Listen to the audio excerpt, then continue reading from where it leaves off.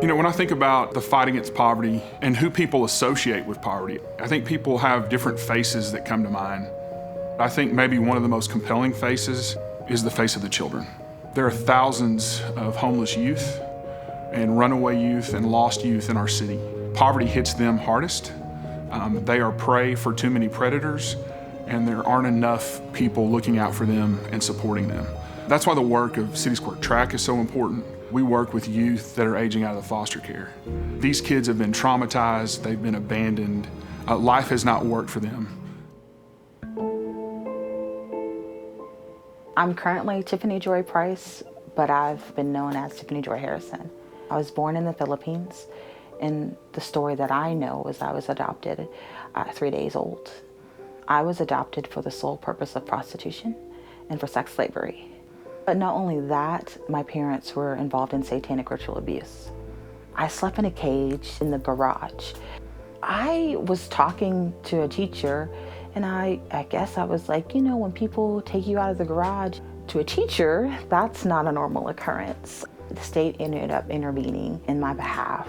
We started out with group homes before we transitioned to foster homes. When foster homes became abusive, I would hear the term, well, you're not my real kid. And so I would just leave. I would choose to be homeless because I knew that I was safer out there. I grew up very quickly, and I understood that this world is very cruel. I learned to defend myself. I learned to harden my heart, and I learned not to trust very quickly.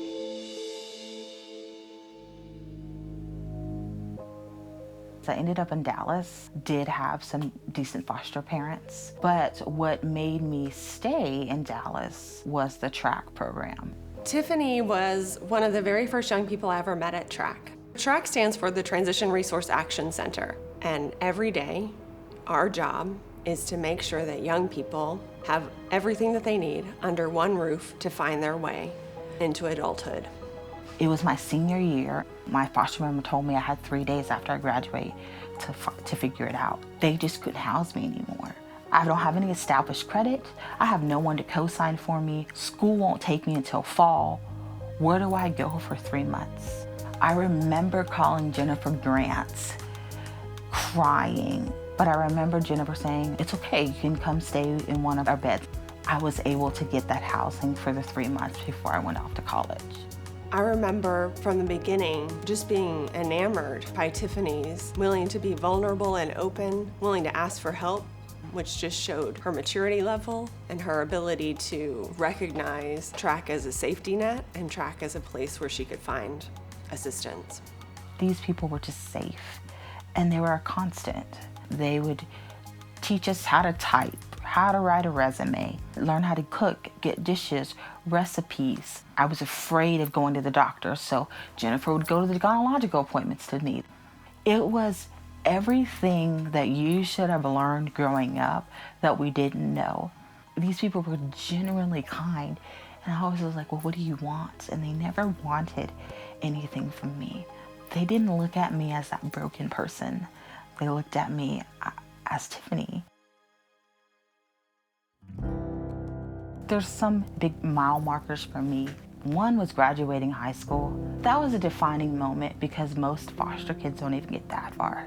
Getting into college, the first year I made a 4.0. I really considered getting my master's and my PhD because I've enjoyed it so much. But the biggest defining moment for me was being adopted at 29. My mom and I met at a Bible study. She was one of the very few people that I actually listened to, and I wanted her approval. The adoption for me opened up my heart for another wave of healing. Every day we have young people who come to us and to our offices who enter that holy space of trusting us with their story. We get to learn all of the barriers and all of the fears and all of the shortcomings that the world would see. And instead, we get to flip the script and we get to show them hope and potential and strengths and resiliency and bravery and all the ways that we believe in them and in their potential for their future. just like we did with Tiffany, and just like we do with hundreds of young people every year. We really need to ask the why question. Why are so many kids falling into poverty in Dallas, Texas? And why in a city so wealthy, so prosperous, so successful, are so many people barely getting by? I'm so grateful for the people who work here, who give everything for the neighbors we serve, the neighbors we care about. CitySquare is a glimpse of who we are at our best in this city, how our faith needs to look in public, and what this city can be about moving forward.